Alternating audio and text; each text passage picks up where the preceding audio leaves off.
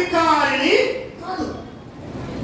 చూసాను యేసు ఈ మాటలు విని అతని వచ్చి ఆశ్చర్యపడి, ఆయన ప్రభా, నేను పనివారి ఉన్నారు, చేయమంటే చేస్తాను, వెళ్ళబట్టి వెళ్తాను, ఏం చేయమని చేస్తాను, కానీ నీ దగ్గర నేను లోబడుచున్నాను. అయితే నీవే నా అధికారిని. అధికారం నీదే, అధికారం నువ్వే, సమస్త అధికారం నువ్వే. నేను దాసుడిని, నేను దాసురాలిని, నీ పాదము కింద నేను ఉండవలసిన వాడిని, నీ చెప్పులు నేను ఉండవలసిన వాడిని. యోహాను గారు ఏమన్నారంటే, మహా గొప్ప ప్రవక్త అండి, సామాన్యమైన ప్రవక్త కాదు యోహాను గారు. గొప్ప ప్రవక్త, భూమి మీద పుట్టిన వారిలో అంత శ్రేష్టమైన వ్యక్తి యేసుక్రీస్తు తర్వాత ఎవరు లేరు. యోహాను అంత గొప్ప ప్రవక్త అండి. కానీ ఆది కాలంలో మరి ప్రవచనాల్లో రాయబడిన ఆ యొక్క వ్యక్తి ఎవరంటే యోహాను. అంత గొప్ప వ్యక్తి యోహాను అనబడిన ప్రవక్త ఎవరంటే, ఆయన చెప్పులు వారు ఇప్పటానికి కూడా నేను పనికిరాను, ఆయన చెప్పులుకున్న వారు ఇప్పటానికి కూడా చెప్పు, ఇప్పటానికి కూడా నేను పైకి రారు అని తగ్గించుకున్నాడు. శతాధిపతి శతాధిపతి ఈ మాటలు చెప్పి ఇశ్రాయేలు గురించి సాక్ష్యం ఇచ్చిన తర్వాత యేసుక్రీస్తు బాగా నేర్చుకున్నాడు.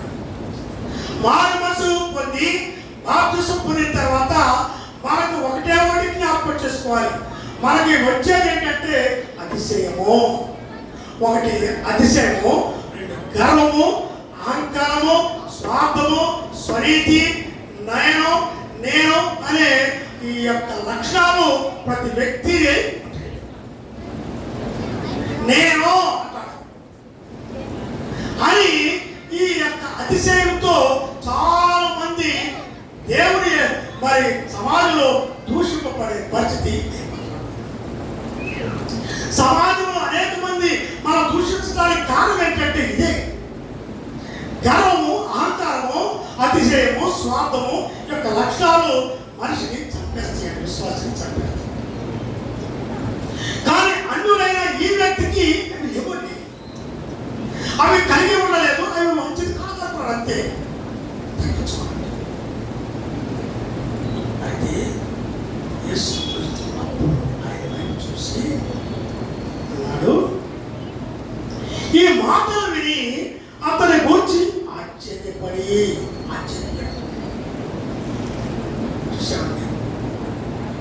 ఆశ్చర్యపోయే లక్షణాలు శతాధిపతిలో ఉన్నాయండి. అంత గొప్ప లక్షణము చూపించాడు శతాధిపతి. అప్పుడు అన్నాడు, ఈ స్థాయిలో నేను ఇంత గొప్ప విశ్వాసము నేను చూడలేదని మీతో చెప్తున్నాను. అప్పుడు పౌలు రోమా సంఘానికి ఒక మాట జ్ఞాపకం చేస్తాడు. రోమీయులకు రాసిన పత్రిక 13వ అధ్యాయము మొదటి వచనాన్ని చదువుతాం. ప్రతి వాడును రోమా సంఘంలో ఉన్న వారికి జ్ఞాపకం చేస్తాడు. రోమీయులారా, మీరు ఎవరు, ఎందుకు రాశారు, ఎందుకు చెప్పవలసి వచ్చింది? రోమా సంఘంలో ఉన్న ప్రతి వ్యక్తికి జ్ఞాపకం చేస్తాడు. ప్రతి వాడును పై అధికారులకు లోబడి ఉండవలెను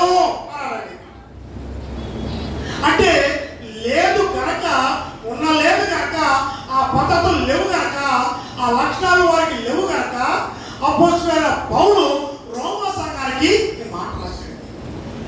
తెలుసా, నేను ఒక్కసారి చూస్తూ ఉంటాను, నాకన్నా చిన్నవారైనా ఉద్యోగంలో, వృత్తిలో, వారి చదువులో చాలా శ్రేష్టమైన వ్యక్తులు మనం దేవాలయంలో డాక్టర్లో ఉన్నారు, చూసామంటే రెస్పాన్స్ ఉన్నారు, మరి అనేకమైన అధికారం కలిగిన గొప్ప జ్ఞానవంతులు. ఇంత శ్రేష్టమైన అధికారాలు కలిగినాడు. కానీ చాలా తగ్గించుకునే దీనత్వం కలిగి ఎప్పుడు జ్ఞాపకం చేస్తాను. కొద్దాక చెప్తాను సుహాసిని గారు మొత్తం వచ్చినప్పుడు అక్కడ కింద కూర్చొని ఏడుస్తుంది.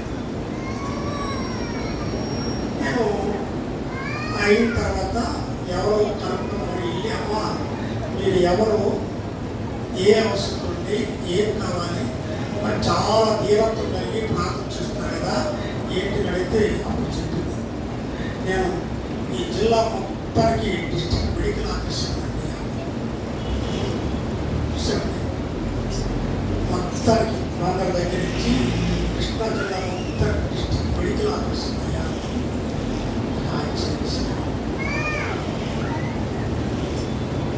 ప్లీజ్ ఏమో మాకు కుర్చీలో కూర్చుంటాను లేదని బ్రదర్ లేదు నేను ఇక్కడే కూర్చుంటానని తర్వాత కుర్చీలో కూర్చుంటాను. అలాంటి వారు పెద్ద వారు తగ్గించుకునే దీనత్వం దేవుడి దగ్గరికి వచ్చినప్పుడు ఒక దీనత్వం అనేది మరి సాత్వికం అనేది మరి చాలా కొన్ని మంచి లక్షణాలు ఉంటే ఒక దేవుడికి కానీ కాపరికి కానీ అనేక మందికి ఆశ్చర్యం కలిగిన వారిగా మనం ఉంటాము.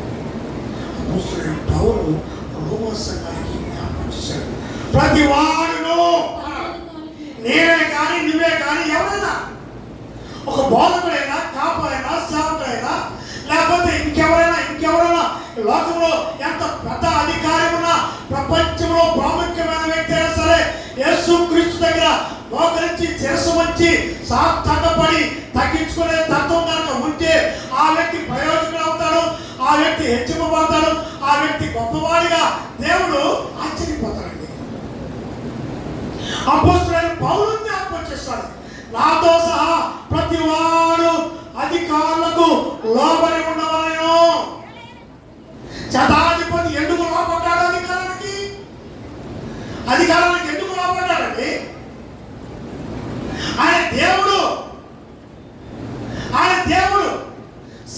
దేవుడు సన్నిధికి లోపడాలి, దేవుడు సన్నిధికి విధేయత కలిగి ఉండాలి, దేవుడు సన్నిధిలో భయభక్తులు కలిగి ఉండాలి, సంఘ కట్టడను పాటించాలి, సంఘ క్రమశిక్షణను పాటించాలి, సంఘ విధేయత కలిగిన తత్వము కలిగి ఉండాలి. నేను ఎప్పుడు కూడా వాట్సాప్లో మాట పెడతాను, క్రమశిక్షణ లేని కుమారుడు క్రమశిక్షణ లేని బిడవు కుటుంబానికి ఎంత ప్రమాదమో క్రమశిక్షణ లేని విశ్వాసి క్రైస్తవుడు సంఘానికి అంత ప్రమాదకరండి. క్రమశిక్షణ లేని బిడవు కుటుంబానికి ప్రమాదం. అందుకనే ఒక తల్లిదండ్రి క్రమశిక్షణ అనేది చిన్నప్పటి నుంచి పెడతారు, కానీ క్రమశిక్షణ లేని బిడవు కుటుంబానికి నష్టం, ప్రమాదం. క్రమశిక్షణ లేని విశ్వాసులు క్రైస్తవులు క్రమశిక్షణ లేని మరి క్రైస్తవం అనబడిన వారు సంఘానికి అంత ప్రమాదకరమైన వ్యక్తులండి. చాలా చక్కని కొటేషన్ రాశారు.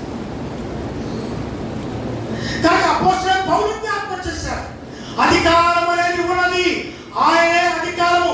ఒక కాపురైనా, ఒక బోధకుడైనా, ఒక సేవకుడైనా, లేకపోతే ఒక ప్రసంగికుడైనా, ప్రపంచంలో ఎంత గొప్ప సువార్థికుడు అనబడినా కొన్ని లక్షల మంది మరి సంఘమును కట్టినా కానీ అధికారం అనబడిన క్రీస్తుకు లోబడాలి, విధేయత కలిగి ఉండాలి, అంతే. కానీ నేను అన్నాడు, ఏమైనా దేవుని వల్ల కలిగినది తప్ప మరి ఏ అధికారమును లేదు. అధికారం అనేది దేవుని వల్ల కలిగిందే కానీ మనుషుల వల్ల కలిగింది కాదు. అపోస్తలుడైన పౌలు రోమా సంఘానికి రాశాడు. కానీ సంఘానికి ఒక అధికారం ఇచ్చాడు దేవుడు. అధికారి దేవుడు. ప్రతి ఒక్కరు కాపురైన బోధకుడైన సేవకుడైనా సరే దేవుడి వాక్యానికి, దేవుడి మాటకి, క్రమశిక్షణకి లోబడాలంతే. నువ్వెవరివి అంటానికి లేదు, నువ్వు చెప్పేది ఏంటి నాకు అని లేదు, నువ్వు నాకు చెప్పాలా అనేది లేదు, నువ్వు చెప్తే నేను వినాలా అని లేదు. అది ఉంటే ఆత్మీయ జీవితంలో ఎదగలేవు కూడా. అయితే ఆత్మీయ జీవితంలో కోల్పోతాను. కానీ అన్నాడు, కాబట్టి అధికారమును ఎదిరించువాడు తన మీదకి దేవుని నియమమును ఎదిరించుచున్నాడు. పౌలు చక్కగా మాట్లాడండి. అధికారమును ఎదిరించువాడు దేవుని నియమమును ఎదిరించుచున్నాడు.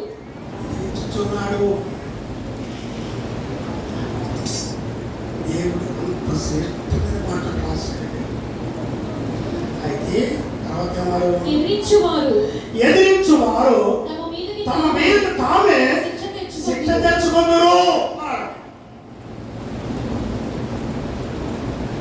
ఎదిరించువారు సంఘం అందరూ నీతిమంతులు ఉంటాడు, అందరూ క్రమశిక్షణ కలిగిన వారు ఉంటారండి. కొంతమంది అటు ఉంటారు, కొంతమంది ఇటు ఉంటారు, కొంతమంది లక్ష్యము, కొంతమంది పద్ధతులు లేదు. ఏంటి వినాలా లోబడాలా, లేకపోతే దేని కలిగి ఉండాలా? నేను ఉండను, నేను చెయ్యను, అలా ఉండను.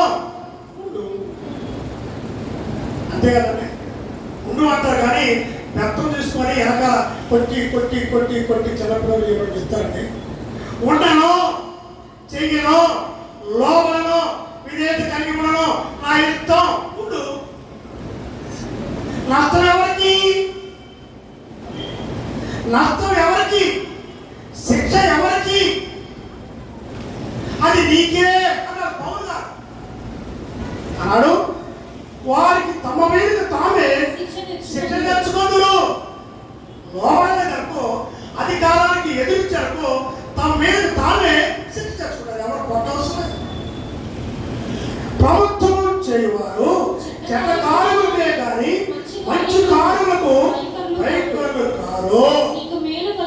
నీకు మేలు కలిగినట్లు అధికారులు దేవుని పరిచారకులు. ఒక కాపరి, బోధకుడు, సేవకుడు నీకు ఎలాంటి వారు? పరిచారకులు. నీ కాళ్ళు కడిగే వ్యక్తి, నీ బాబు క్షేమం చూసే వ్యక్తి. ఎప్పుడు రమ్మంటే అప్పుడు రావాలి, రాకపోతే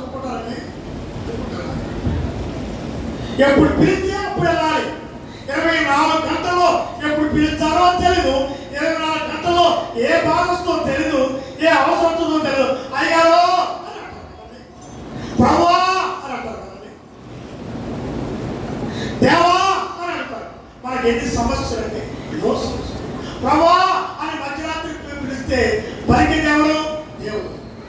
అర్ధరాత్రి అవసరం వస్తే పిలిచేది ఎవరు? సేవకుడు, బోధకుడు. మన ఒక వ్యక్తి నేను అదే జ్ఞాపకం చేశాను. దాదాపు 3 లక్షల పైన ఉద్యోగం, 3 లక్షల పైన ఉద్యోగం, చాలా పెద్ద అధికారి.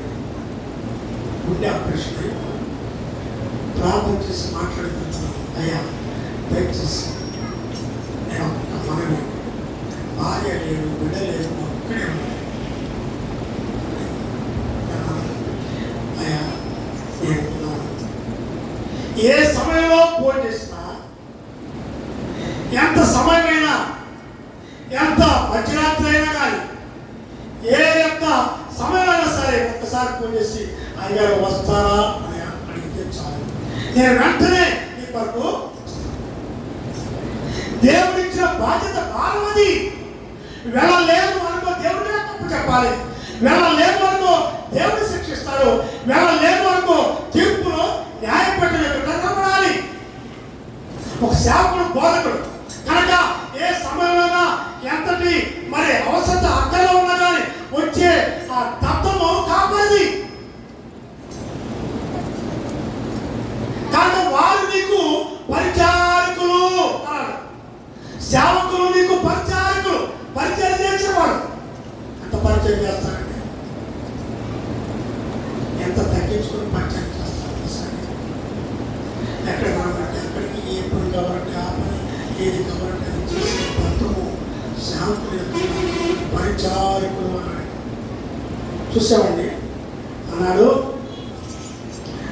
తర్వాత వారు వారికి భయపడక ఉండగోరితివా మేలు చేయము. అప్పుడు వారి చేత మెప్పు పొందెదవు అన్నాడు. పౌలు గారు రోమన్స్కి రాశారు. ఒక మంచి చేస్తే, లేకపోతే లోబడి ఉంటే, లేకపోతే క్రమశిక్షణ కలిగి ఉంటే, భయభక్తులు కలిగి ఉంటే, సంఘ క్రమశిక్షణ లోబడి, సంఘ అధికారులకు లోబడి ఉంటే, చూసామండి వారి చేతలు మేలు పొందుతావు. మీరు ఏం చేస్తారండి? దేవుడికి చెప్తారు. అలాగే క్యాథలిక్లో దేవుడు చూసారు. ఉదయాన్నే చర్చికి వెళ్ళిన తర్వాత మొట్టమొదట ఆ ఫాదర్ గారు ఫోన్ అడ్డు చేసుకొని కూర్చుంటే ప్రతి ఒక్కరు వెళ్ళి పాప సంకీర్తనము అంటే పూర్వం చూస్తే మార్టిన్ లూథర్ గారు వచ్చిన తర్వాత చూసండి, మార్టిన్ లూథర్ గారు చెప్పక ముందు పాప సంకీర్తనము అని, పాప సంకీర్తనము ఆ యొక్క మరి ఆ ఫారం సర్టిఫికెట్ కొన్ని ₹50 పెట్టి కొనుక్కొని నచ్చవాలి. చూసామండి. కనుక ఎందుకని ఆయన చెవులో చెప్తే చెవులో చెప్పాలి, మరి బయటకు కాదు. బాగా చెవు దగ్గరికి వెళ్ళి అయ్యా నేను అట్టు చేస్తున్నాను, నేను ఇట్టున్నాను ఈ సమస్య ఉన్నాయి ఆయన చెప్తే ఆయన చెప్తాడు, దేవుడు చెప్తాడు. ఇదొక నియమం.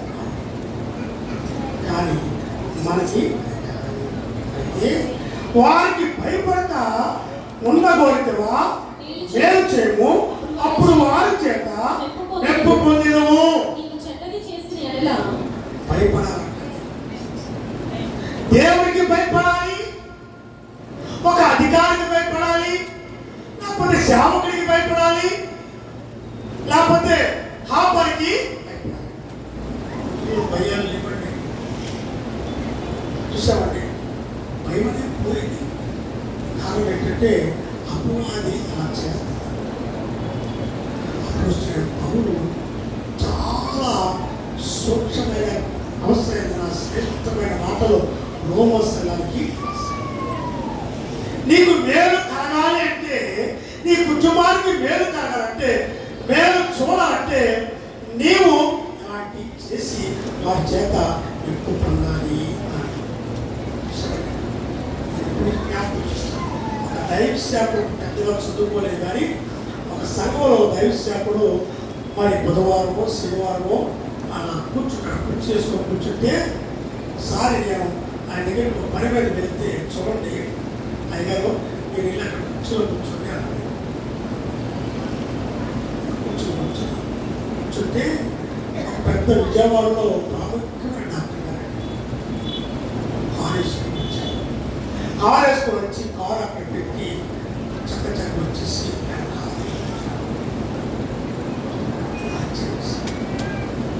ఆయన ఎవరో విజయవాడలో ప్రాముఖ్యమైన డాక్టర్.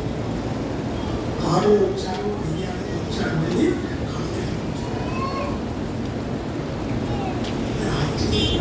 ఇంకా ఇంత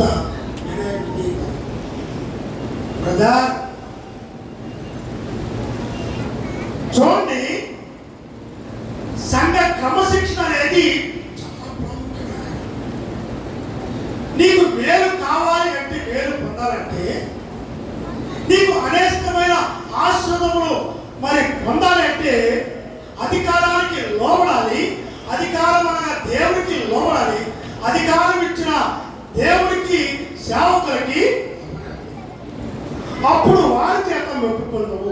నువ్వు చెడ్డది చేసే కదా, చెడ్డది చేసే కదా భయపడము. చెడ్డది చేసిన భయపడాలి, అంతేగాని గర్వము అహంకారం చెడ్డది చెడ్డ పనులు అనేవి ఉంటాయి.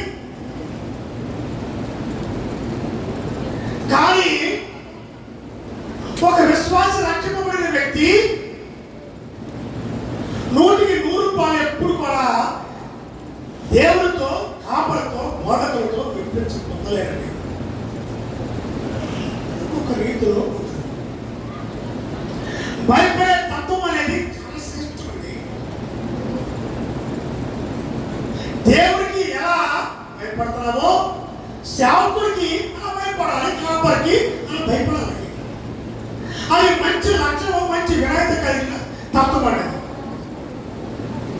ఏంటిలే అనే అహంకారం గర్వం వచ్చిందంటే చాలా కష్టం. భయపడము అన్నాడు. అని నీవు చెడ్డలు చేసినలా భయపడము, వారు ఊరకే ఖడ్గము ధరింపరు. ఏమండి, వారు ఊరకనే ఖడ్గము ఊరికి ఎవరు అంటారండి? సేవకుడికి అసూయ, ద్వేషము, కక్ష, బాధలు ఉంటాయండి. ఉండకూడదు. ఒకవేళ ఉన్నది అనుకో, బహు భయంకరమైన శిక్ష వస్తుంది. దేశండి అసూయ ఉన్నా, ద్వేషం ఉన్నా, పక్షం ఉన్నా, భేదం ఉన్నా, వ్యత్యాసం ఉన్నా, ఏ లక్షణం ఉన్నా కానీ ఆ కుటుంబానికి, ఆ వ్యక్తికి చాలా నష్టం. వ్యక్తికే కాదు, కుటుంబంలో ఉన్న ప్రతి ఒక్కరికి ఆ బిడ్డలు కూడా శాపగ్రస్తులు అయిపోతారండి. ఈ అనేక మంది అలాంటి తత్వం కలిగి కుటుంబాన్ని పాడు చేసుకుంటున్నారు. కానీ దేవుని యొక్క వాక్యము చాలా శ్రేష్టంగా జ్ఞాపకం చేస్తున్నారు. వారు ఊరకనే ఖడ్గము ఊరికనే అంటారండి. మా పిల్లలు స్కూల్లో చదువుతారండి. మర్రనే అవుతుంది. ఏంటి మా పిల్లలు కొట్టావు అంటారు. అంటారు కదా, దాన్ని ఉంటున్నారు. ఏడుచుకుంటూ వస్తారు. అమానను ఎవరా పదా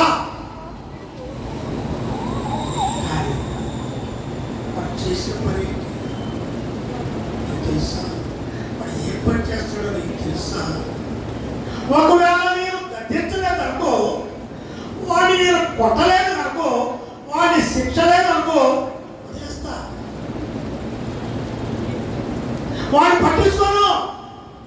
కొట్టాను అని అంటున్నావే, కోపడ్డాను అంటున్నావే, శిక్షించాను అని అంటున్నావే. సరే, నేను కొట్టను, తిట్టను, ఏమి శిక్షించను. బంగారం లాగా చూస్తారు ఈ బిడ్డలు. ఇక నేను ఆఖరికి పరీక్షలు అయ్యే వరకు కూడా ఆరు చివరికి రాను అని ఏమైపోతాడు? తప్పుతాడు, చెడిపోతాడు, పడిపోతాడు. బుద్ధి వచ్చునని నీ యొక్క కుమారుని శిక్షించము అన్నాడు. నా బుద్ధి రావడానికి కోసము దెబ్బ కొట్టాలి, శిక్షించాలి. కష్టం. 2 వారాల క్రితం కూడా చెప్పాను. మా నాన్నగారు నన్ను బాగా కొట్టాడు. ఎక్కొట్టాడు, చాప్తాలు తీసుకొని కొట్టాడు, కర్రతో కొట్టాడు, తగ్గి కొట్టాడు.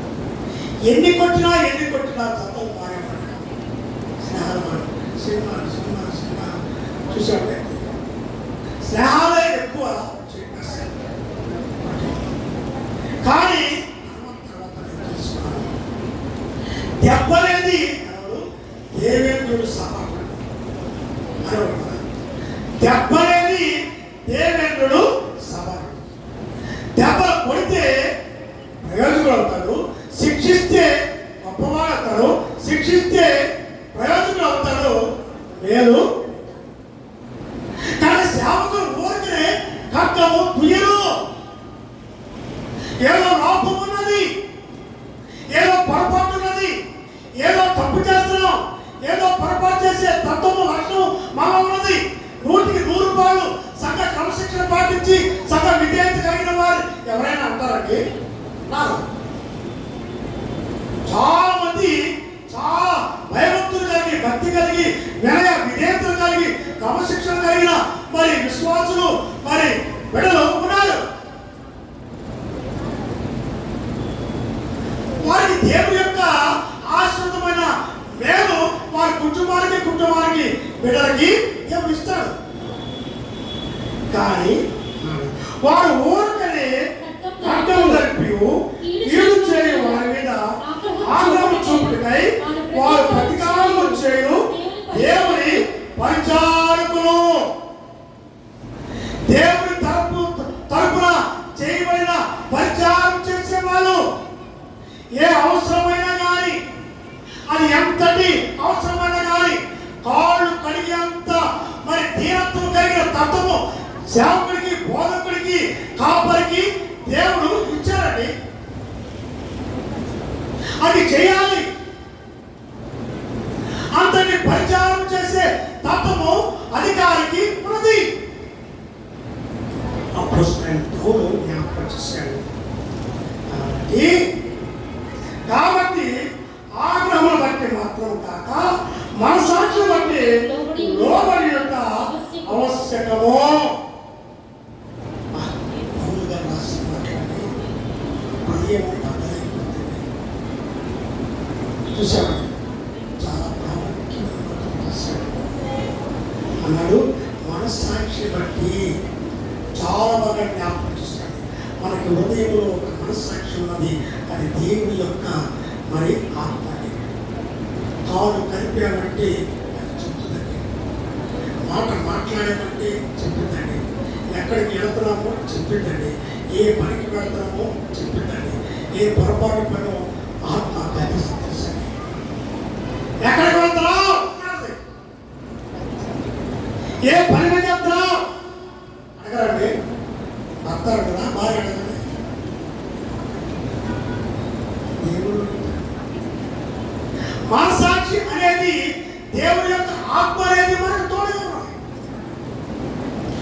ఎక్కడికి వెళ్తున్నావు అడుగుతాడు. ఏ పని మీద వెళ్తున్నావు, అది వెళ్ళకూడదు, అది చేయకూడదు, అక్కడికి వెళ్ళకూడదు, అది చేస్తే దేవుడి దృష్టిలో నేరస్తుడివి, నేరస్తురాలివి అని దేవుడు దానికి ప్రతిఫలం అనేది ఇస్తాడు అనే జ్ఞానం, ఆత్మీయ జ్ఞానం కావాలి కదండి. శతాధిపతి అన్నిటికీ ఎక్కడి నుంచి వచ్చింది? ఎక్కడి నుంచి వచ్చిందండి? గనులు ఘనకార్యమును కల్పించుకుందరు అని తెలుసండి. గనులంట ఘనకార్యము కల్పించుకుందరు. నేను ఎలాగ ఉండాలి అని ఆ వ్యక్తిగతంగా నెరవేరండి. నేను రాను, నేను చెయ్యను, నేను వెళ్ళను, అది మంచి లక్ష్యం. దేవుని యొక్క భయభక్తులు కలిగిస్తాను. అది చేస్తే దేవుని యొక్క శిక్ష ఉన్నది, శాపం ఉన్నది. చెయ్యను అనే తత్వము ఒక మంచి లక్ష్యము. శతాధిపతి చూసామండి. అన్నాడు ఏమనగా వారి దేవుని సేవకుని ఎల్లప్పుడూ నీ సేవ అయ్యే పని కలిగి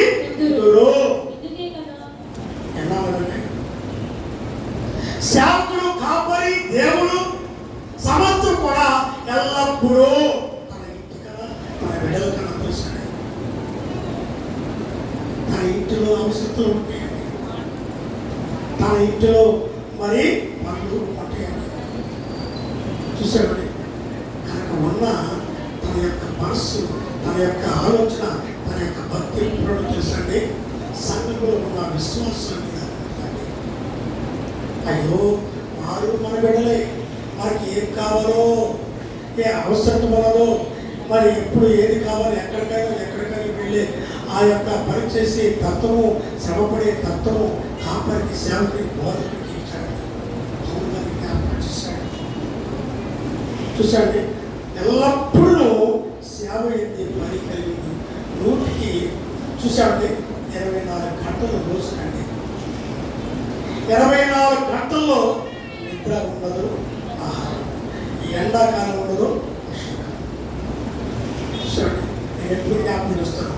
ఒక సువార్థికులు ఉన్నారండి, వాడు అవుతారు ఎక్కడో మే 1 నుంచి 4 తారీఖు వరకు ఎవరో చెప్పండి. చూడండి 11:30కు బయలుదేరుతారు. టోపీ ఉండదు, ఏముందండి, ఎటుకు లేదు, బండేసుకుని వెళ్ళిపోతారు. వెళ్తే దాదాపు అర్ధగంట బయట పట్టిందండి ఎండలో. వెళ్తే నాకు వెళ్ళగానే చూడండి మా సేవకుడు ఏం చేస్తుంది, వెంటనే ఆ కూర నాకు పెడతాడు. నాకన్నా చాలా పెద్దవాడు, వృద్ధాత్ముడు. మరి వెంటనే కూరలో నాకు పెట్టి ఏం చేస్తుంది, మీటింగ్ అయిపోయిన తర్వాత కాలికిస్తాడు కదండి. అన్నట్టుగా మీటింగ్ ముందే, ప్రసంగానికి ముందే నా పాకెట్లో ఆ కాలు పెట్టేస్తాను. ఎందుకంటే చూసామండి ఎలా ఉంది? నీ పేరేసాను, నేను ఎన్నుకున్నాను, రావాలి. ఎండాకాలమో వర్షాకాలమో తడుస్తున్నామో మరి అనేది లేదు, ఉండకూడదు. గొడిగేసుకోవడం కొట్టేసుకోవడం ఏదైనా తీరుస్తాడు అనేది ప్రాముఖ్యమైన ఆలోచన. ఎర్ర టెంట్లో చూసాడు వారు ఎల్లప్పుడూ దేవుని పని మీద ఆసక్తి కలిగి ఉన్నారు. కనుక ఈ సేవ ఏంది పని కలిగి ఉన్నారు. అందుకే కదా మీరు పన్ను కూడా చెల్లించుచున్నారు.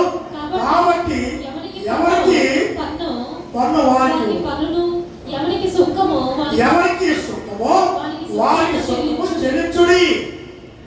ఎవరి యొక్క భయం ఉండవల్లో వారి యొక్క భయమును, ఎవరి యొక్క సన్మానం ఉండవల్లో సన్మానము కలిగి ఉండి అందరికీ వారి వారి రుణమును తీర్చుడి. అప్పుడు పౌలు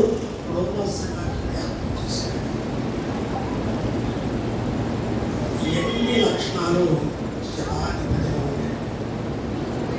అపోస్తలుడైన పౌలు ఏది రాశాడో, ఏది వివరించాడో, ఏది చెప్పాడో శతాధిపతికి చూసండి. ఆయన ఒక మాట జ్ఞాపకం చేస్తాను. అపోస్తలుడైన పౌలు హెబ్రీయులకు రాసిన పత్రిక 13వ అధ్యాయము 17వ వచనం చదువుకున్నాం. ఈ పైన నాయకులుగా ఉన్నవారు లెక్క ఒప్ప చెప్పవలసిన వారి వలె మీ ఆత్మను కాయుచున్నారు. మోషే నువ్వు నడిపించే వాళ్ళు దాదాపు 30 లక్షల మంది ఉన్నారు. 30 లక్షల మంది ఉన్నారు. వాళ్ళు పురుషులు, స్త్రీలు, చిన్నపిల్లలు, వృద్ధులు అనేక మంది 30 లక్షల మంది పైన ఉన్నారు. ఐగుప్తు దేశంలో నుంచి వారిని బయటకు తీసుకొస్తున్నాను.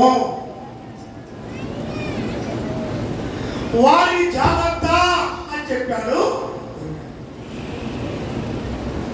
ఎర్ర సముద్రం దాటేటప్పుడు వారి కోసము ఏడ్చి ఏడ్చి మొరపెట్టి ప్రార్థించాడు మోషే.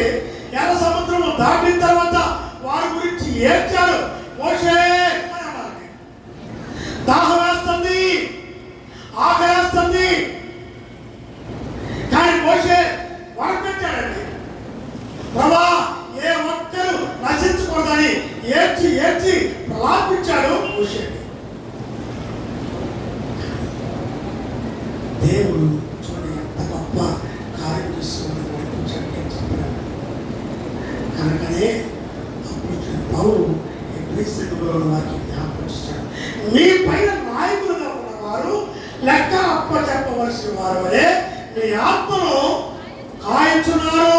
మీ ఆత్మను కాయించున్నారు. ఒక సంఘంలో ఒక రకమైన వారు ఉంటారు. వ్యత్యాసం అనేది ఉండకూడదు, భేదం అనేది ఉండదు, ఏ మతము ఏ జాతి ఏదో అనేది ఉండకూడదండి. అందరినీ ఒకే రీతిగా ప్రేమించాలి, ఒకే మరి బిడ్డలాగా ప్రేమించాలి, ఒకే ప్రేమ ఉండాలి, ఒకే తత్వం ఉండాలి. ఒకవేళ వ్యత్యాసం వచ్చినా ఏదైనా భేదం చూసినా దేవుడి యొక్క శిక్ష అగ్ని వలె పడిపోతుంది. శాంతిగా అందరూ ఒకే రీతిగా చూడాలి, అందరినీ ఒకే రీతిగా ప్రేమించాలి, అందరినీ ఒకే రీతిగా చూసే తత్వం ఉండాలి. కుటుంబంలో ఎలా ఉన్నావో, బిడ్డలు ఎలా చూసుకుంటున్నావో, బిడ్డలు ఎలా ప్రేమిస్తున్నావో అలాగే సంఘంలో ఉన్న విశ్వాసులు కూడా అలాగా ప్రేమించాలి, అందరినీ ఒకే రీతిగా ప్రేమించాలి అని అపోస్తలుడైన పౌలు. మీ పైన ఉన్న నాయకులు ఒక బాధ్యత భారం అనేది వారు లెక్క అప్ప చెప్పవలసిన వారి మీ ఆత్మను కాయించున్నారు. వారు నీవు లెక్క అప్పు చెప్పాలి, వారు లెక్క అప్పు చెప్పాలి. వారిని అడుగుతాను ఆ పరి తీర్పు దేవో మొట్టమొదటి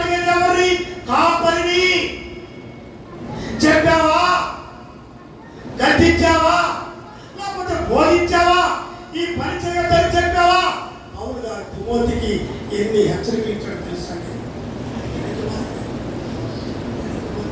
కొడుకు గారు కూతురు గారు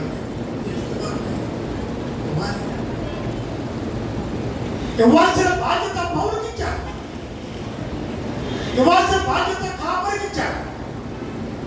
చూసామండి, మీ పైన ఉన్న నాయకులు నీ గురించి లెక్కప్ప చెప్పాలి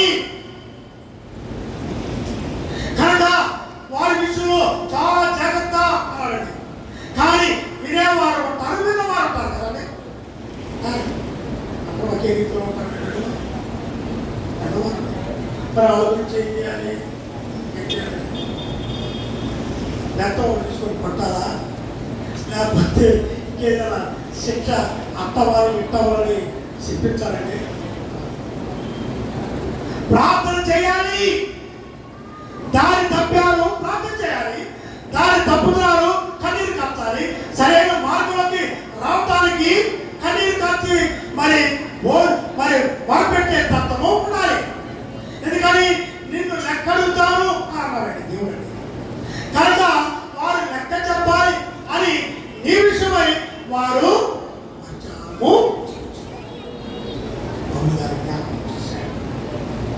వారి దుఃఖముతో ఆ పని చేసిన ఒక కాపరి ఏడ్చాడు అంటే, ఒక కాపరి దుఃఖపడ్డాడు అంటే, ఒక కాపరి మరి ఎంతో ఏడుస్తున్నాడు అంటే ఆ కన్నీటి బొట్టుకి లెక్క చెప్పాలి.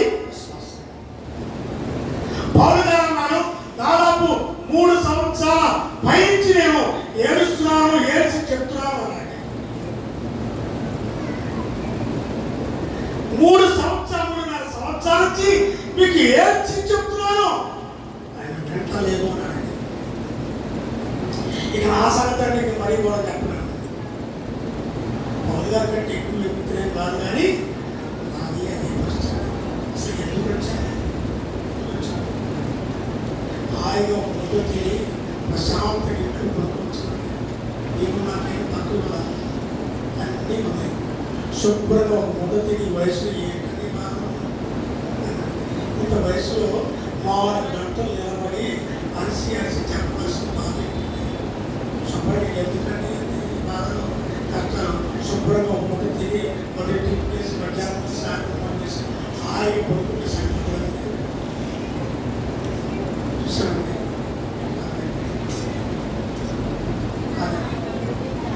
దేవుడు చాలా బాగుంటుంది. మాటలు నాకు ఎందుకని ఇవాళ నాకు వచ్చిన వాగ్దానం వచ్చిన 49 వచ్చాను. నాకు సంబంధించిన ప్రవచనం వచ్చిందని నేను దాదాపు 30 సంవత్సరాల క్రితం నేను ఉపాసపడక ఉన్నప్పుడు జీవించిన వాగ్దానం. దేవా, ఈనాడు మళ్ళా చూపించాను. రక్షణ వాగ్దానం, సేవ వాగ్దానం నియమించాడు. నడిపించిన సేవకులు, బాలకులు, అమ్మగారు ప్రధాన జాతాలు నీకు రక్షణ వాగ్దానంతో పాటు సేవ వాగ్దానం కూడా ఇచ్చాడని దేవుడు చెప్పాడు. చూడండి, అప్పుడు పౌలు రోమా సంఘానికి రాస్తాడు. మన దుఃఖంతో ఆ పని చేసిన ప్రయోజనము, నీకు ప్రయోజనము. వారి దుఃఖముతో ఆ పని చేసిన నీకు నిష్ప్రయోజనము. ఒక వ్యక్తి గురించి కాపరి అవ్వకూడదు. ఒక వ్యక్తి గురించి ఒక కాపరి దుఃఖించకూడదు. ఒక వ్యక్తి గురించి బాధపడే తత్వము కాపరికి ఉండకూడదు. ఒక కాపరికి దుఃఖపరిచే విధంగా మన క్రియలు, మన పద్ధతులు ఉండకూడదు. మన గురించి సంతోషపడాలి, మన గురించి ఆనందపడాలి, మన గురించి మెచ్చుకోవాలి, మన గురించి హృదయంలో పొందిపోవాలి. ఓ సంతోషం కలిగి తత్వం ఇస్తే తండ్రికైనా లేకపోతే కాపరికైనా సంతోషం. మన బిడ్డ ఏదైనా తప్పు చేసే అవకాశాలు జరుగుతూ ఉంటే తండ్రి అయినా తల్లి ఎంత ఏడుస్తాడే, ఎంత ఏడుస్తాడే. అదే ప్రతిరోజు ఏడుస్తున్నారు అంటారు కదా. మరి ఆ విధంగా తెలిసినప్పుడు ఎందుకు తెలియదు? ఎందుకంటే అపవాది వారి అపవాది అలా వాడుకుని దారి తెప్పించి ఆత్మ జీవితంలో చెడగొట్టి పాడు చేసి మరి ఆ యొక్క విశ్వాసాన్ని పాడు చేయడానికి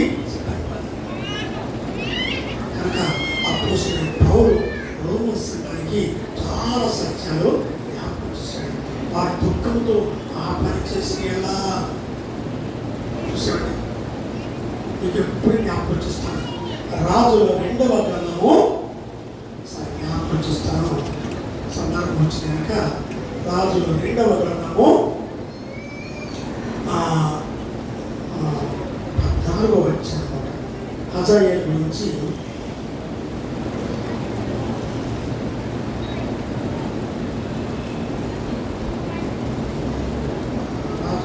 యెహోయాహాజు దినములన్నీయు 13వ అధ్యాయం. హజాయేలు అయితే 13వ. యెహోయాహాజు దినములన్నీయు సిరియా రాజైన హజాయేలు ఇశ్రాయేలు వారిని బాధపెట్టాడు.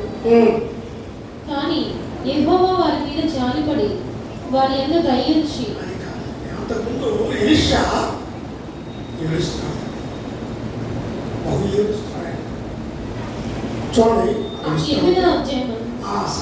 8వ అధ్యాయం మొదటి రాజుల 2వ రాజులు 2వ రాజులు 8వ అధ్యాయం 8వ అధ్యాయము 9వ వచనం. చదువుతాను. కాబట్టి హజాయేలు దమస్కులో ఉన్న మంచి వస్తువులన్నీ హజాయేలు ముఖము చిన్నబడినంత వరకు ఆ దైవజనుడైన చూచుచు కన్నీరు రాజ్యము. ఏమంటే ప్రవక్త అయిన ఎలీషా హజాయేలు ఎదురుగా వచ్చినవాడు. ప్రవక్త అయిన ఎలీషా ఏడుస్తున్నాడు, బహు ఏడుస్తున్నాడు. ఎందుకు ఏడుస్తున్నాడు? ఎలీషా ఎందుకు ఏడుస్తున్నాడు? ఏ బాధ లేదు, ఏ కష్టం లేదు, ఏ ఆనందం లేదు, ఏడుస్తున్నాడు. మన పైకి ఏమన్నా తెలుసండి, హజాయేలు నా ఏలును కూడా నీవు కన్నీరు రాజ్యమని అతన్ని అడుగుగా, ఎందుకు ఏడుస్తున్నావయ్యా అని అన్నాడు హజాయేలు. ఎందుకు ఏడుస్తున్నావు? ఒక కాపరి, సేవకుడు, బోధకుడు, ఒక ప్రవక్త అండి ఏడుస్తున్నాడు. ఎందుకు ఏడుస్తున్నావు అన్నాడు హజాయేలు. ఏమన్నాడండి? ఇశ్రాయేలు వారి గట్టి స్థలములను నీవు కాల్చివేయుదువు. వారి యవనస్తులను కత్తి చేత హతము చేయుదువు. వారి పిల్లలను కొట్టి చంపుదువు. వారి గర్భిణీలను కడుపులను చింపివేయుదువు. కనుక వారికి చేయబోవు కార్యమును నేను ఎరిగి ఉండడం చేత కన్నీళ్లు రాల్చుచున్నాను. ఎందుకు ఏడుస్తున్నావు అన్నదానికి సమాధానం చెప్పాడు. కాపరి ఎందుకు ఏడుస్తాడు? కాపరి ఎందుకు దుఃఖపడతాడు? ఒక సేవకుడు ఎందుకు ఏడుస్తాడు? దుఃఖపడతాడు. నువ్వు చేసే పనులు ఒక మంచిగా ఉంటే, మంచి కార్యములు, మంచి పద్ధతులు, మంచి సత్క్రియలు ఉంటే నీ గురించి సంతోషపడతాడు కానీ దుఃఖపడ్డదండి. ప్రవక్త ఎలీషా ఏడుస్తున్నాడు. హజాయేలు ఎందుకు ఏడుస్తున్నావు? నా గురించి కాదు కానీ నువ్వు చేయబోయే కార్యములు చూసి నేను జ్ఞాపకం తెచ్చుకొని ఏడుస్తున్నాను. నీ హృదయంలో ఉన్న ఇంత భయంకరమైన స్వభావం చాలా భయంకరమైనది అన్నాడు. ఏం చేస్తాడు? గర్భిణీ స్త్రీలను, పసిబిడ్డలు నేల చేసుకుంటావు. గర్భిణీ స్త్రీలని మరి చంపివేస్తావు. అనేక మంది యవనస్తుల్ని, వృద్ధుల్ని, చాలా భయంకరమైన క్రియలు నీ దగ్గర ఉన్నవి. ఒక మంచి లక్షణం. ఇవన్నీ నేను ఎరిగి ఉన్నాను, అవన్నీ జ్ఞాపకం తెచ్చుకొని దుఃఖపడుతున్నాను అని ఎలీషా జ్ఞాపకం చేశాడు. అందుకు హజాయేలు కుక్క వంటి వాడనగు నీ దాసుడైన ఇంత కాలం చెట్టుకు ఎంతటి వాడు ఎలీషా నీవు సిరియా రాజువని మీద యెహోవా నాకు బయలుపరిచి ఉన్నాడనెను. రాత్రి వాక్యం సమూయేలు 1:16 రాశాడు. ప్రవక్త అయిన చూడండి, సమూయేలు అన్నాడు, సమూయేలు నీవు ఎందుకు ఏడుస్తున్నావు, ఎందుకు దుఃఖపడుతున్నావు, ఎందుకు బాధపడుతున్నావయ్యా? అయ్యా, నువ్వేమో సౌలుని అభిషేకించమన్నావు, సౌలుకేమో భూమిలో తైలం పోసుకొని అభిషేకించమని ఆ యొక్క అధికారం నాకు ఇచ్చావు, అభిషేకించాను. అతన్ని ఒక రాజుగా లేకపోతే సేవకుడిగా ఒక గొప్ప వ్యక్తిగా మరి నువ్వు చెప్పావు. కానీ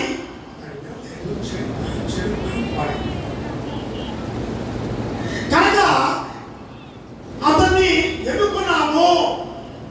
మారు మనసు పొంది పొందాడు, లేకపోతే దేవుడు రక్తం చేత కడగబడిన పాప జీవితం నుంచి విడుదల కలిగించే తత్వము ఇలా ఎందుకు అయ్యాడు? ఇలా ఎందుకు అయ్యాడు? ఒక వ్యక్తిని సారి తీసుకొచ్చి కూర్చోబెట్టి ప్రార్థన చేస్తుంది. పోలీస్ స్టేషన్ కొట్టబడి పిల్లలంతా అవసరాలతో అయిపోయి మొదలు కట్టారు.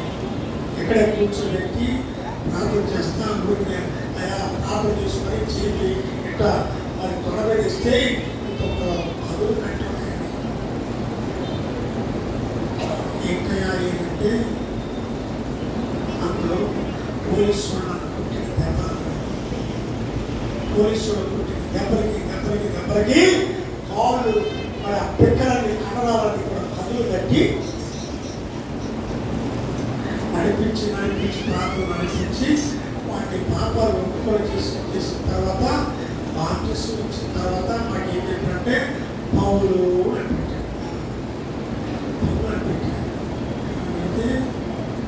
చూడండి, అలా లోకంలోకి వెళ్ళిపోయారు. మన మధ్య నీ పేరేంటో తెలుసు, పేరు నేను దేవుడు పెట్టిన పేరేంటో తెలుసు. ఈ పేరు పౌలు పెట్టాను తెలుసానంటే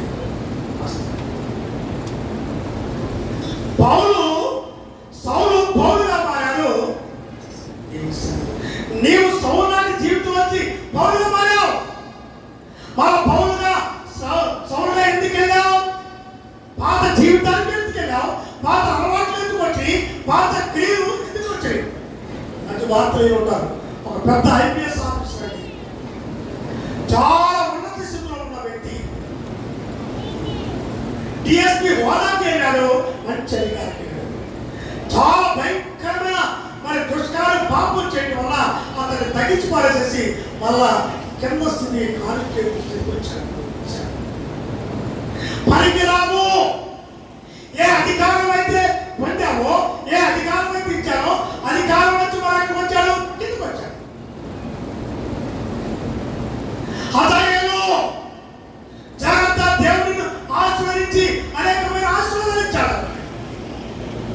సౌలా నిన్ను ఆశ్రయించి, నిన్ను అభిషేకించి, నిన్ను ప్రతిష్ఠించి ఉన్నాడు దేవుడు.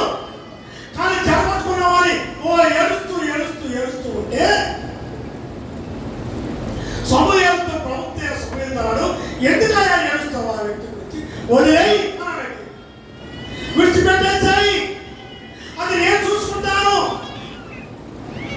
వదిలిపోయి అతని గురించి దుఃఖించి బాధపడి ఏడవద్దు అన్నాడు. నువ్వు లేచి మళ్ళా తైలం పోసుకొని కుమ్మలో తైలం నింపుకొని వెళ్ళి యెషయా కుమారుల్లో ఒక వ్యక్తిని అభిషేకించు, నేను చెప్తాను నిలబడి.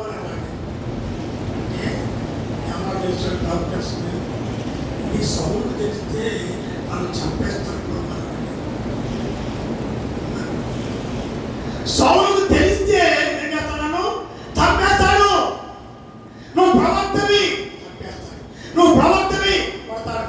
ప్రవక్తవి, నరాజు చేస్తాడు. ఏంటంటే లక్షణం, అలాంటి భక్తి, అలాంటి క్రియలు విశ్వాసంలో ఉన్నాయండి. కాపరి నిలువున కొట్టి చంపేస్తాడు.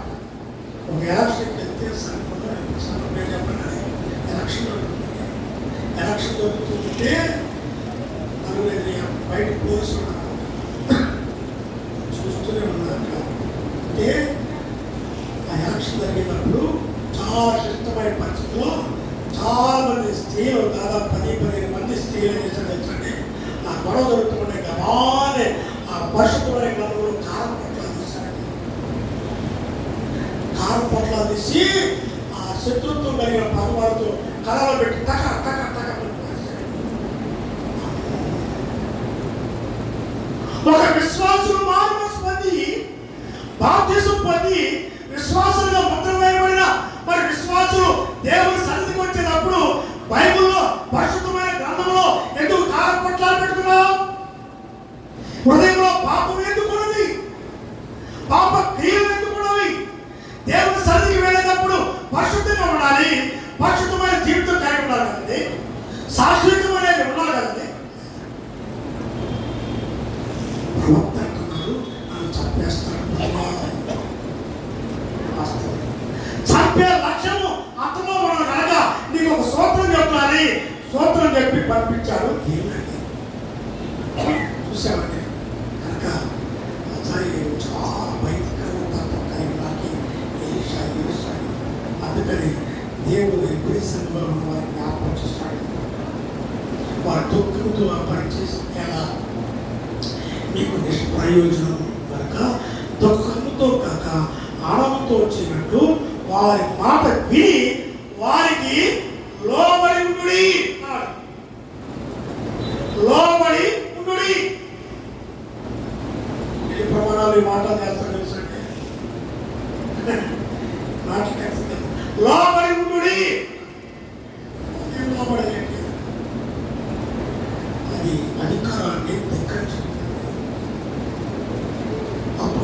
పౌలు అన్నాడు కనుక దుఃఖంతో కాక ఆనందంతో చేరట్టు వారి మాట విని వారికి లోబడి ఉండుడి. ఒక అన్యుడైన శతాధిపతి లోబడి ఉండే తత్వము ఉన్నది ఎవరికి? దేవుడికి తెలియదు. కానీ విశ్వాసము తెలియదు. విశ్వాసంతో కూడుకున్న భక్తి శతాధిపతికి ఉన్నది. శతాధిపతి నా పైన అధికారి ఉన్నాడు, నా పైన అధికారం కలిగిన దేవుడు ఉన్నాడు, ఆయనకి నేను లోపడాలి, భయపడాలి అనే తత్వము ఏమి విన్న తర్వాత యేసుక్రీస్తు గురించి ఆశ్చర్యపోయాడు. ఇశ్రాయేలు యూదులు ఎలాంటి వ్యక్తిని చూడలేదే. చూస్తున్నాను గమనిస్తున్నాను ఎవరు కూడా. కనుక ఇశ్రాయేలు ఇంతటి విశ్వాసం కలిగిన వ్యక్తి నేను చూడలేదు అని సాక్ష్యం ఇచ్చాడు శతాధిపతి. కనుక వెళ్ళి ఈ యొక్క పనివాడు స్వస్థత పొందడు. వెంటనే ఆ పనివాడు స్వస్థత పొందాడు. శతాధిపతి తీర్పులో నిలబడ్డగానే దోషిగా లేదు, దోషిగా ఉన్నాడు. బాగా జ్ఞాపకం చేసుకోవాలి. శతాధిపతి గురించి ఎంత అద్భుతమైన సాక్ష్యం ఇచ్చాడు. అధికారిని కాదు, నా పైన అధికారి ఉన్నాడు. నా పైన అధికారి అయిన దేవుడు పరిశుద్ధుడు, నా పైన అధికారం కలిగిన వ్యక్తి యేసుక్రీస్తు అని గ్రహించిన జ్ఞానము భక్తి శతాధిపతి ఆ దేవుడు ఎరిగి ఆశ్చర్యపోయి ఇశ్రాయేలులో ఇలాంటి వ్యక్తి లేడు, యూదుల్లో ఇలాంటి వ్యక్తి లేడు, యేసు ప్రభు నమ్ముకున్న వారిలో ఎలాంటి వ్యక్తి లేడు. ఈ అన్యుడే అన్యుడి వలె ఉండాలి, అన్యుడి వలె ప్రవర్తించాలి, అన్యుడి వలె లోబడాలి, అన్యుడి వలె సర్వ అధికారాలకి లోబడాలి అని చెప్పాడు. జ్ఞాపకం చేసుకుని అపోస్తలుడైన పౌలు చాలా సత్యాలు జ్ఞాపకం చేశాడు. రోమా సంఘానికి, ఎబ్రీ సంఘానికి జ్ఞాపకం చేశాడు. అది శతాధిపతికి ఏ లక్షణములు ఏ క్రియలు ఉన్నాయో అది మీరు కలగాలని బోధించాడు. శతాధిపతి నేను సహా అధికారులకు లోబడి ఉన్నాయా? నేను సహా అధికారానికి లోబడే తత్వం నేను పొమ్మంటే రమ్మంటే వస్తాను. నా పరివారికి మరి చెప్తే చేసే అధికారం నాకు కానీ నీవే నాకు అధికారం, సర్వ అధికారము సృష్టికర్తవు నువ్వే అని చాలా వినయ విధేయత కలిగి తగ్గించుకొని లోపడ్డాడు. దేవుడు మెచ్చుకొని ఆశ్చర్యపోయి దేవుడికి ఆశ్చర్యం కలిగించాడు. ఒక దేవుడే ఆశ్చర్యపోయాడని ఒక వ్యక్తిని చూసి ఎంత గొప్ప, ఒక అన్యుడు చూసి ఆశ్చర్యపోయాడంటే ఎంత గొప్ప. మార్మస్పొందిన బాప్తిస్మం అని చెప్పుకొని ఈనాడు వేషధారణతో భక్తులు ఈయనతో నటించే లోకంలో మరి సంఘాల్లో విశ్వాసం లేరా అన్నారు. నేను మార్మస్ పొందాను, నేను బాప్తిస్మం పొందాను అని చెప్తా ఉంటానండి. నేను వింటా ఉంటాను, అన్నిలో చెప్తాను తెలుసా, నేను పేరు చెప్తున్నాను అన్నిలో.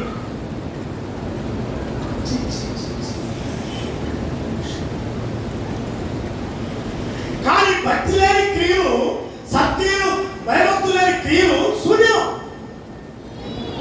కానీ శతాధిపతి ఒక యూదుడు కాదు, ఒక ఇస్రాయేలు కాదు, లేకపోతే ఒక విశ్వాసి కాదు, ఒక రక్షింపబడిన వ్యక్తి కాదు, మారు మార్చుకొని బాప్తిస్మం వ్యక్తి కాదు శతాధిపతి.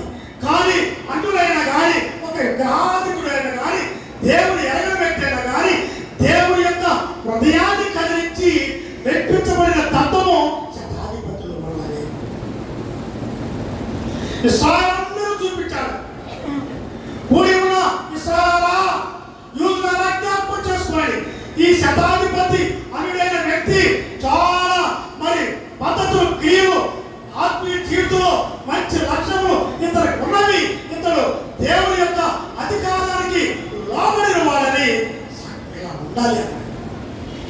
అలా ఉండే మధ్య జీవితం కలిగి ఉండాలి. ప్రభు మనకి జ్ఞాపకం చేసుకుని ప్రార్థన చేసుకోవాలి. ప్రభానికి తండ్రి, నేను ఇచ్చిన మాటలు శ్రేష్ఠులైన తండ్రి, శతాధిపతి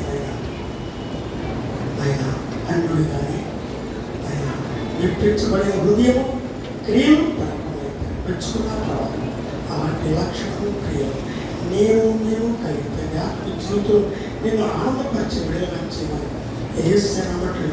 తండ్రి. ఆమె దయచేసి కారు వ్యక్తమయ్యతో ఒక మాట ప్రాసం మరి ఆ యొక్క ప్రాంతంలో జ్ఞాపకం చేస్తాను. మనకి గ్రామంలో దగ్గరలోనే ఎస్ఎస్ ట్యూషన్ ఉంది, సురేష్ గారు తెలుసు. కావాలి పిల్లలు కూడా చాలా మంది అక్కడికి పెడుతున్నారు. ప్రతి సంవత్సరం దాదాపు 100 మంది పిల్లలు అక్కడ 10th క్లాస్ చదువుతారు. ఎగ్జామ్స్ ప్రతి దినం ఎగ్జామ్స్ ప్రతిరోజు 7 గంటలకు వస్తాయి. 7 గంటలకు కూడా వచ్చినాక వెళ్ళిపోవాలి. కానీ నాకు తెలుసు 7 గంటలకు కూడా వస్తాక వాళ్ళు లేచి తయారైపోయి 6కి లేచి తయారైపోయి 7 గంటల శక్తిలో వెళ్ళిపోయి ఎగ్జామ్స్ ప్రతిరోజు అందరికీ దేవుడు వాక్యం చెప్పి చూడండి. ప్రతి సంవత్సరం 4 సంవత్సరాలు జరుగుతున్నది 100% పాస్ అవుతారు. 100% అలాగే ఎల్కేజీ నుంచి 10th క్లాస్ వరకు ఉంది. అలాగే ఇంటర్వ్యూలు ఉన్నారు, కాంపిటీషన్ ఎగ్జామ్స్కి వెళ్ళే పిల్లలు ఉన్నారు. ట్యూషన్ సెంటర్లో చాలా కష్టపడతారు. మార్చారు ప్రతి వారం మనకి దేవాలయానికి వస్తారు. చర్చికి మరి చాలా మరి 10th క్లాస్ పాస్ అయిన సందర్భంలో మరి పలహారం పంచిపెట్టాలి. మనస్సు మనకి కలిగి ఈరోజు పలహారం తీసుకొచ్చారు. నేను జ్ఞాపకం చూస్తున్నాను, చాలా కష్టపడి. ఎందుకంటే ఆయన క్రైస్తవులే, దేవుడు నమ్ముకున్న కుటుంబే, దేవుడికి లెక్కప్పుడు చెప్పడం చాలా శ్రమపడి చాలా సందర్భంలో పిల్లలు అంటారు, నేను అక్కడ కొడతారు ఎలా నేను పేరు చెప్పకూడదు కానీ అంటే కొట్టాలి పట్టుకున్నట్టుంది. నేను ఒకసారి చూస్తాను, బయటకు వచ్చి ఎదుగుతా మరి చాలా భయంకరంగా ప్రవర్తిస్తాను. మరి పట్టుకొని ఎట్లా ఉంటారండి, కొట్టాలి. వాడు పాస్ అవ్వాలి, పాస్ అవ్వకపోతే ఉంటారు. ఆ వాడు ఎందుకు పాస్ అవ్వలేదు చెప్పలేదు అంటారు కదండి. కనుక కొట్టి శిక్షించి నేర్పించి 100% పాస్ అయ్యేటట్టుగా ఏర్పాటు చేస్తారు. నా రాజ్యం 100% పాస్ కనుక వారు మరి పలహారం తీసుకొచ్చారు. అలాగే మన సంఘ బిడ్డ ఆల్ఫా మన దగ్గర గతంలో మంచి పాటలు పాడేది క్రిస్టియన్లో ఆమె మరి జాయ్ ముగ్గురు కలిసి పాడేవాడు. మరి భర్త గారు చిక్కుబాబు గారు మరి వివాహమైన తర్వాత వాళ్ళు ఉద్యోగం నిమిత్తం మరి కొంచెం దూరం వెళ్ళారు. కానీ దేవుడు వారికి చక్కని బిడ్డలు కుమార్తె కుమారుడు వారు కూడా మరి బిడ్డలు దేవుడు చక్కని బిడ్డలు వారు వారు కూడా పలహారం అనేది అందపరిచారు. మరి ఇద్దరి కోసం ప్రార్థన చేసిన తర్వాత మనకు ఎంత పడతాం. అలాగే 6వ తారీఖు అంటే ఈ జూలై నెల మొదటి శుక్రవారము 6వ తారీఖు వచ్చింది కనుక మరి ప్రార్థన ఉంది. జ్ఞాపకం చేసుకుని దయచేసి వారి కుటుంబం కోసం చిన్న ప్రార్థన చేయాలి. ప్రభానికి ఏమన్నా ఉంటాయి ఇప్పుడు మనకి మాట్లాడుతాయి మా ప్రియులు ఉంటాయి. సురేష్ గారి జ్ఞాపకం చేసుకున్నాయి. ట్యూషన్ సెంటర్ పాయింట్ ప్రారంభించేంతో కష్టపడతాను. స్వరాన్ని బట్టి బిడ్డల బట్టి జ్ఞాపకం చేసుకున్నాను. నాయనా కష్టానికి ఫలితం అనేది సంతోషం అనిపించే ఉంటాయి. అనేక మంది బిడ్డలకు చూపడతాయి. కానీ వారు ఆ కృతజ్ఞతగా ఏర్పాటు చేసిన ఆహారాన్ని దీనికి ఆశ్రయించి సమృద్ధి సంపద దాచి అలాగే తల్లి మా ప్రియుడు డాల్పాన్ని బట్టి చిట్టుబాబు గారిని బట్టి ఇద్దరు బిడ్డలు ఇచ్చినాము తల్లి. కుమార్తె కుమారుడు ఇచ్చినాము తల్లి. తల్లి వారు సంతోషంగా తల్లి ఆయన ఇచ్చిన విధానం బట్టి చేసిన దాన్ని బట్టి ఆయన ఆహారం అనేది ఏర్పరిచినాము తల్లి. రెండు కుటుంబాన్ని జ్ఞాపకం చేసుకున్నాం. బిడ్డపై జ్ఞాపకం తల్లి. చిన్న బిడ్డలు జ్ఞాపకం చేసుకున్నాం. ఆయన మంచి ఆశ్రయం తగ్గిస్తుంది. అటు శిక్షకులు కూడా అనేక మంది వచ్చిన ప్రతి బిడ్డ కూడా పాస్ అవుతాయి. దేవాలయం పరిశుద్ధమైన కార్యాలు జరిగించి నేను అధికరించి రాష్ట్రంలో బిడ్డలకు కుటుంబాలు ఇచ్చాను. ఏ సేవించాలి ఆమె 16వ దయచేసి పాట పాట 193 పాట పాడుతున్నాం.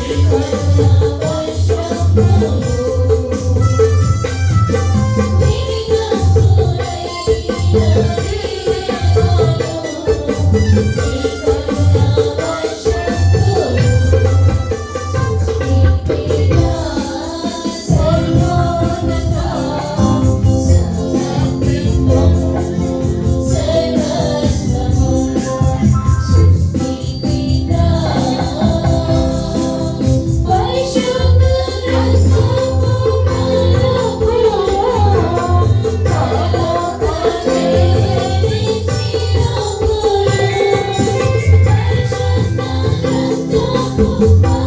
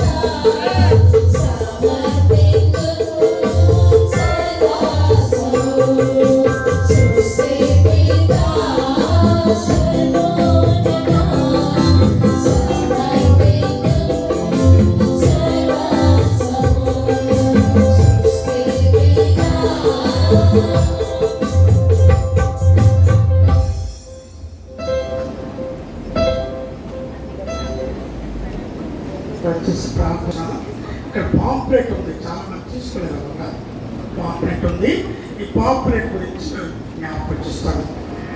బైబుల్స్ ఎవరు మరి బైబుల్స్, క్రిస్టియన్ బైబుల్స్ అలాగే అన్ని రకాలవి గతంలో మరి నేను చర్చిలో మరి క్రిస్టియన్ బైబుల్స్ వాళ్ళు ఏర్పాటు చేశారు. చాలా మరి కొన్ని వందల వేల మంది వచ్చి చిన్న చిన్న బైబుల్ నుంచి పెద్ద బైబుల్ అన్ని కామెంట్రీస్ ఉంది, ఇన్స్టోగ్రఫీస్ ఉంటాయి. చాలా కనుక మీరు పేపర్ చూసుకోండి. మరి 5వ తారీఖు 5, 6, 7, 8, 9 5 రోజులు మరి ప్రతిరోజు మరి ఉదయం 9 గంటల నుంచి 9 గంటల వరకు ఆ దేవాలయంలో కార్యక్రమం నుంచి మరి ఈ బైబుల్స్ కానీ పుస్తకాలు కానీ ఏ కావాలన్నా కానీ చూసుకొని కొనుక్కోవాల్సిందిగా వచ్చాము. డిస్కౌంట్ కూడా దాదాపు 15% డిస్కౌంట్ కూడా అది ఏర్పాటు డిస్కౌంట్ ఇస్తాము. బయటకు వెళ్తే డిస్కౌంట్ అనేది మీకు ఏ బైబుల్ ఏ రకం కావాలన్నా కానీ అన్నీ ఉంటాయి. కొనుక్కోవాల్సిన ఎంతో కోరుచున్నాను. 5వ తారీఖు నుంచి 9వ తారీఖు వరకు చర్చలో ఏర్పాటు చేయాలి. జ్ఞాపకం చేసుకోండి. ఇంకేమైనా వివరాలు ఉంటే దయచేసి తెలుసుకోవాల్సిందిగా కొంచెం ప్రార్థన చేసుకోండి. ప్రభానికి ఏమనుకుంటాయి పరిశుద్ధమైన మాటలను బట్టి జ్ఞాపకం చేసుకున్నా ఉంటాయి. ఒక శతాధిపతి ప్రభా ఆయన నీ ఎద్దకు తండ్రి ఇశ్రాయేలు యూదులు ఆయన గురించి సాక్ష్యం ఇచ్చారు. అయ్యా ఇతను చాలా మంచివాడు, మంచి క్రియలు, మంచి తత్వము ఇతరులో ఉంది. అనేక ఉపయోగకరమైన దేవుని సంబంధమైన ఆత్మసమైన కార్యం చేసిన వ్యక్తి. అతను పనివాడు రోగి అయి ఉన్నాడు, చాలా సిద్ధమై ఉన్నాడు కనుక స్వస్థపరచమని అడుగుతున్నాడు. దేవా శతాధిపతి ఒక లక్షణాలు క్రియలు పరిశ్రమిస్తూ ఉంటాయి. నా ఇంటిలోనికి వచ్చిన నేను పాత్రుడి కాను అని అంటున్నా. అంతటి అధికారం నాకు లేదు. నేను నమ్మటానికి అధికారం నాకు లేదు. ఎందుకంటే సర్వ అధికారం నువ్వే, సర్వ సృష్టికర్తవి నువ్వేనైనా. నీ తర్వాత నేను కానీ నా తర్వాత నీవు కాదు అని ఎరిగిన జ్ఞానము శతాధిపతికి ఉంటుంది. అయ్యో ఇశ్రాయేలులో యూదుల్లో ఇంతటి మరి భక్తి కలిగి క్రియలు కలిగిన మరి తత్వము ఎవరికీ లేదు అని ఆశ్చర్యపోయారు. ఎంత గొప్ప సాక్ష్యం పొందినాడు ప్రభా. ఒక అన్యుడు విగ్రహారాధికుడు తండ్రి, దేవుని ఎరగని వ్యక్తి కానీ ఆత్మీయ జ్ఞానం కలిగిన విశ్వాసము శతాధిపతికి ఇచ్చావు ప్రభా. రోమా సంఘంలో ఉన్న మరి విశ్వాసులకి నాయన జ్ఞాపకం చేసావు తండ్రి. వారు పేరు పెట్టబడి ఉన్నారు కానీ నాయన విశ్వాసులు నాయన కానీ యూదులు క్రైస్తవులని పేరు పెట్టుకున్నారు కానీ క్రియలు లేవు. అధికారం అనబడిన దానికి లోబడలేదు తండ్రి. అధికారికి లోబడాలి, కాపరికి లోబడాలి, ఆయా ప్రవక్తకి లోబడాలి, లేకపోతే సేవకులకి లోబడాలి. వారు పరిచారకులు, సేవకులు మీ కొరకు కన్నీరు కార్చే ఆ యొక్క తత్వము వారిలో ఉన్నది. వారికి అధికారం ఇచ్చి ఉండాలి. జ్ఞాపకం చేశారు. వారి దుఃఖంతో ఆ పని చేస్తే మీకు నష్టము. వారు ఏడుస్తూ పని చేస్తే నీ గురించి ఏడిస్తే వారికి నీకు ప్రయోజనం కాదు కనుక వారికి మెప్పించే విధంగా ఉన్నవారి జ్ఞాపకం చేశారు. మేము ప్రభా సర్వ అధికారమైన నీకు లోబడి ఉండాలి తండ్రి. నీకు భయపడాలి తండ్రి. నీకు విధేయత కలిగి ఉండాలి తండ్రి. ఎవరైనా నీ ముందు తండ్రి సహదాసునిగా ప్రభా అంతటి గొప్ప జ్ఞానం నాకు కావాలి తండ్రి. అది నా మాటలు జ్ఞాపకం చేసుకుని తండ్రి ఆత్మ జీవితంలో నీకు సంతోషపరిచి ఉండిపరిచి శతాధిపతికి ఎంత గొప్ప సాక్ష్యమో ఇచ్చి ఉన్నావు నువ్వు తండ్రి. ఆశ్చర్యపోయావు. అలాంటి లక్ష్యం ప్రియులు మాకు దయచేస్తున్నాం తండ్రి. గుడిలో మాకు జ్ఞాపకం చేసుకుని ప్రతి వారు వాక్యాన్ని వినే వాక్య ప్రకారం నడుచుకునే తత్వం నాకు మాకు దయచేస్తున్నావా. అలాగే పలహారం ఇచ్చిన మాకు జ్ఞాపకం చేసుకుంటాను. ఆయా సురేష్ గారు జ్ఞాపకం చేసుకుంటున్నాను తండ్రి. వారు తండ్రి ఎంతో కష్టపడి ఆయన చిన్నబిడ్డల ప్రభావ ఆయన చెప్తూ ఉండగా ఆత్మీయ జ్ఞానం కలిగిన ఆయన భక్తి జీవితం ప్రభావానికి ఇచ్చారు తండ్రి. దానికి లెక్కకు చెప్పాలి తండ్రి. కష్టపడతాయి అభివృద్ధి ఆశ్రమం ఇంకా కలిగించాం తండ్రి. మా ప్రియ బిడ్డ ఆత్మను బట్టి జ్ఞాపకం చేసుకున్నాం తండ్రి. ఈ సంఘంలో బహుగా వాడబడిన మా ప్రియ బిడ్డ తండ్రి ఆయన భర్త గారి తండ్రి చుట్టువర్గాన్ని జ్ఞాపకం చేసుకుంటాం. వారిద్దరు కుటుంబం బట్టి ఇద్దరు ఇచ్చాం కుమార్తె కుమారుడు తండ్రి. వారు కృతజ్ఞతగా మనం ఏర్పాటు చేస్తాం. పలహారాన్ని జ్ఞానం చేయాలి ఖర్చు అధికరింపు జీవన చేయాలి. బిడ్డలిద్దరిని దృష్టిలో పెట్టి ఆత్మీయ జ్ఞానాన్ని మా ప్రియ బిడ్డ కుటుంబాన్ని జ్ఞాపకం చేసుకుంటారు. రెండు కుటుంబాలపై జ్ఞాపకం. అలాగే గుడిలో మా ప్రియ ప్రతి ఒక్కరిని జ్ఞాపకం చేసుకోవాలి. ప్రతి కుటుంబాన్ని జ్ఞాపకం చేసుకోవాలి. ప్రతి బిడ్డ ప్రతి అవసరం జ్ఞాపకం చేసుకోవాలి. ప్రతి ఒక్కరిని సమాధానం ప్రేమించి ప్రేమ తత్వం నీకు నాకు అదే గురించుతాయి కానీ ఏ కుటుంబం కోసం ప్రార్థిస్తున్నాము, ఏ కుటుంబం కొరకునైనా అదే కాస్తున్నాం. ప్రతి వ్యక్తి గురించి ప్రభావ జ్ఞాపకం చేసుకుని ఆత్మీయ దీవెనలో ప్రతి బిడ్డకు దయచిన కుటుంబం దయచిన కానీ ఇచ్చిన కార్యం బట్టి జ్ఞాపకం చేసుకున్నాం. ఇదైనా సర్వసంపదలు దయచేస్తాయి. నిజమైన 6వ తారీఖు ప్రభావ ప్రార్థన కొడుకులు ప్రభావ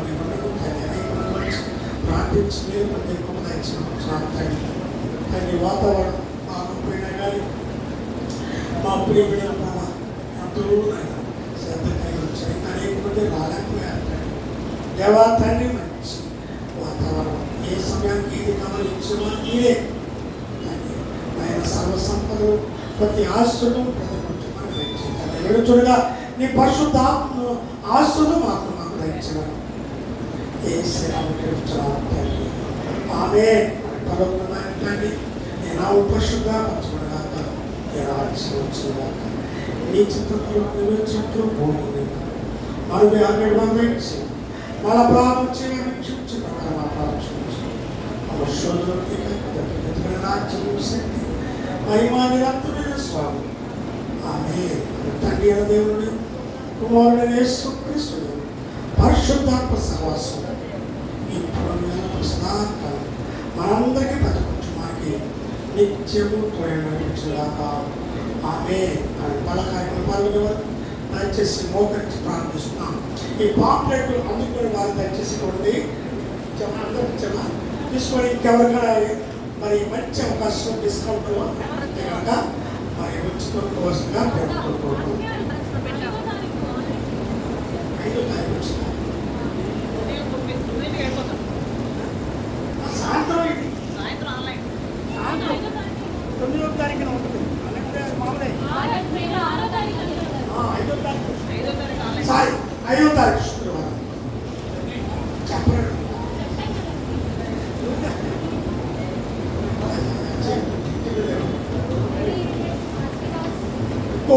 కోయబాడిన గాయము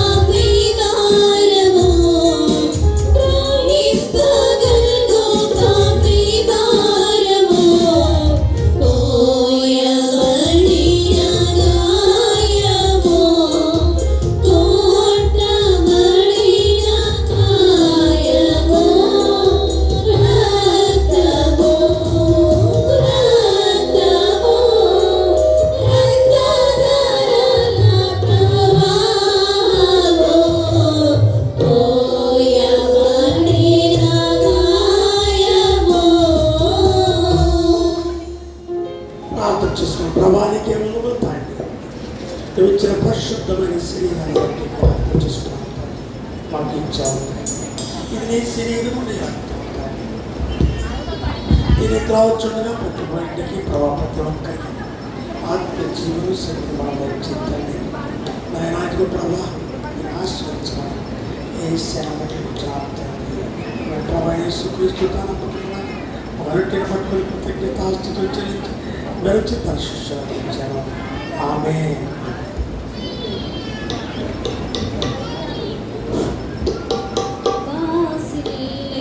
సిలువలో పాపక్షమా యేసు ప్రభుని దివ్య క్షమా వాసిను సిలువలో పాపక్షమా కలువరిలో నా పాపము పంపి సిలువకు నిన్ను ఆహుతి చేసి కలువరిలో నా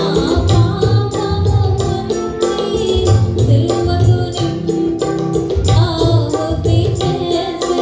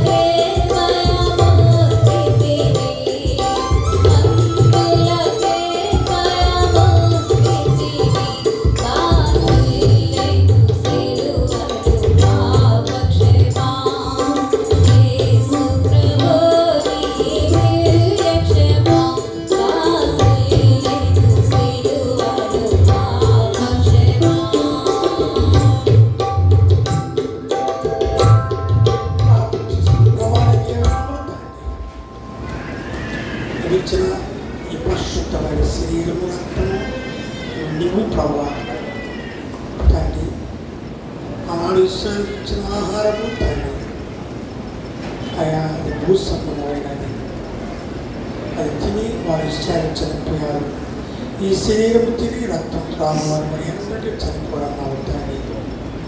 ఈ ఆహారము తిని రక్తము తాగానే నిత్య జీవనకు వారసులు ప్రభా వాగ్దానం ఇచ్చిన దేవుడు నువ్వు తండ్రి. విశ్వసించే హృదయం మాకు ఇచ్చావు తండ్రి. మా ప్రేమల పైన ఆత్మించి రక్తము ఆయన నీదే తండ్రి. తండ్రి ఐగుప్తు దేశంలో ఉన్న గొర్రెల యొక్క రక్తము ఇదే ప్రభా వారిని రక్షించింది, కాపాడింది, మమ్మల్ని కాపాడి తండ్రి. ఆత్మ జీవితంలో ఈ రాజ్యాన్ని పొందే కృప తగ్గించాము. నేను పరిశుద్ధపరచమని వేసిన నడిపించాము తండ్రి. ఆమె ఆ ప్రకారమే భోజనమైన ఆయన పాత్ర ఆశ్రయించి పరిశుద్ధపరిచి తన శిష్యులకు ఇచ్చాను. ఆమె ఆమె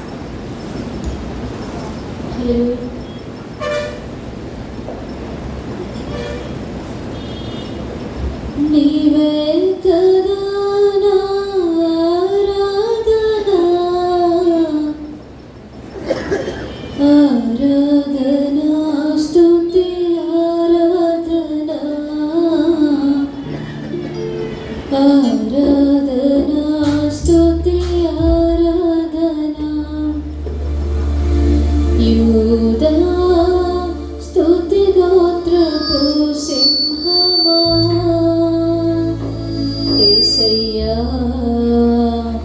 నా ఆత్మీయ ప్రగతిని స్వాధీనమా.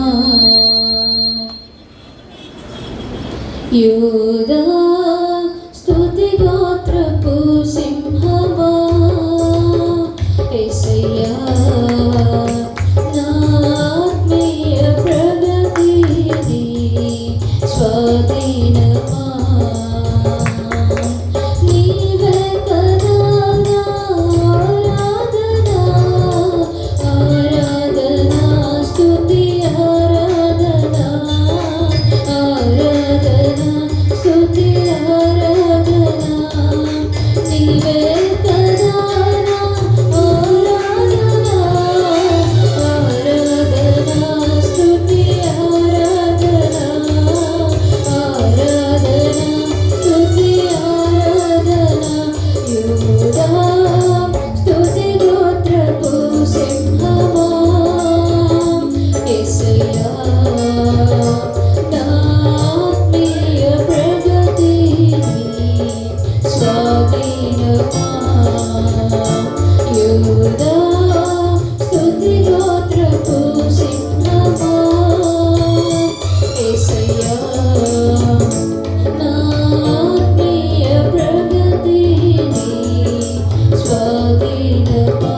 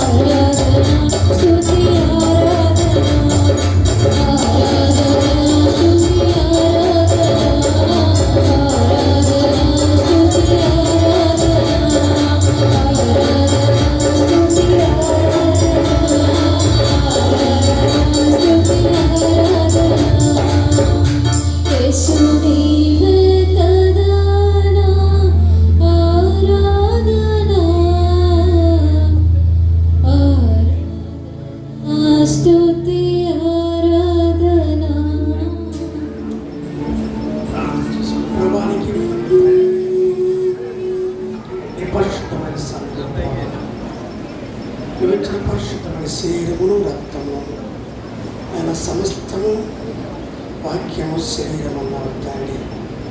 మాకు కావలసిన ఆత్మస్వరూప ప్రతి జీవికరమైన మాటలు ప్రవహించాలి తండ్రి. నిత్య జీవితంలో నడుచుకునే భాగ్యం దయచేయండి. అలాగే మా పిలిచిన కానుకలు కూడా జ్ఞాపకం చేసుకోండి.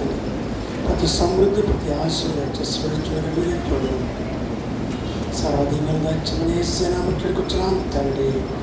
ఆమె తండ్రి దేవుడి కుమారుడు యేసుక్రీస్తుని పరిశుద్ధాత్మ సహవాసం ఇప్పుడు ఎలా ప్రసదాకండి మనందరికీ ప్రతి కుటుంబానికి నిత్యము తోడు నడిపించుగాక. ఆమె నెక్స్ట్ మీ అందరికీ